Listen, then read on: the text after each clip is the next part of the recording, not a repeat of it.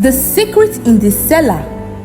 Ifunanya worked in Mama Yonka buka for 5 full moons, and in that time, she earned what no one else in the village had ever claimed: the old woman's trust.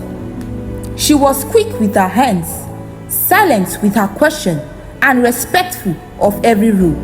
She chopped, stirred, and she began to notice the cellar. It was hidden behind a faded red curtain at the far end of the kitchen. So faded, it blended into the mud wall. Ifunanya wouldn't have noticed it at all, except for one thing: its pulse. Yes, the village remained enchanted.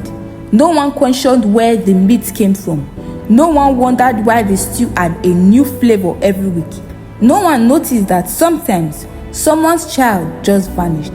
When Ifunanya asked about little Ogbana, who used to chase goats past the buka every morning, Mama Iyonka only replied, maybe he wandered into the Iroko's path.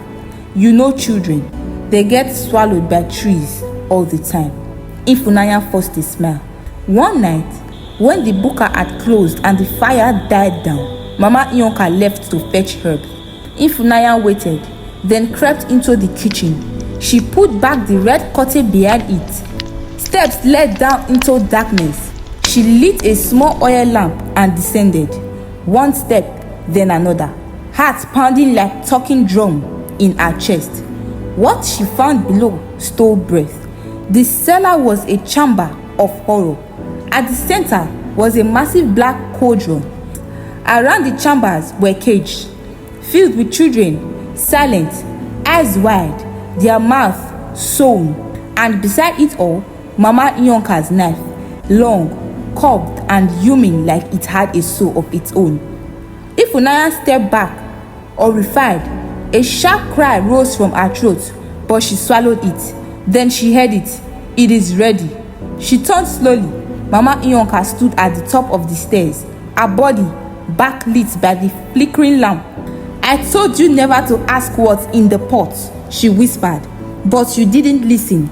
You came down here, child. You opened the door. Now, the Iroko knows your name. Ifunanya backed into a wall. What is this place? She asked, trembling. Mama Iyonka stepped closer. This is where the stew is born, not from cow or goats, but from spirits. The Iroko hungers, and I feed it. She darted towards the altar, grabbed the curved blade, and slashed wildly. The blade hissed through the air and struck flesh. Mama Iyonka shrieked. Her skin split, and beneath it, slittered scale, dark green, wet. The old woman fell back, hissing like 1,000 snakes. Ifunanya seized the moment. She yanked open the cage. She cut thread from the children's mouth, and together they fled. Up to the stairs, through the buka, past the Iroko into the night. As they ran, the Iroko groaned, the wind howled, and behind them, Mama Iyonka's voice rose like thunder. You broke the pact. You stirred the stew. You will never leave the story now. Ifunanya did not stop, but even as the children wept and clung to her, she knew something had followed her out of that cellar. Something ancient, something hungry, and far behind them, the buka still burned, but the pot is still bubbled. To be continued. Please like and subscribe to my channel for more stories like this. Thank you.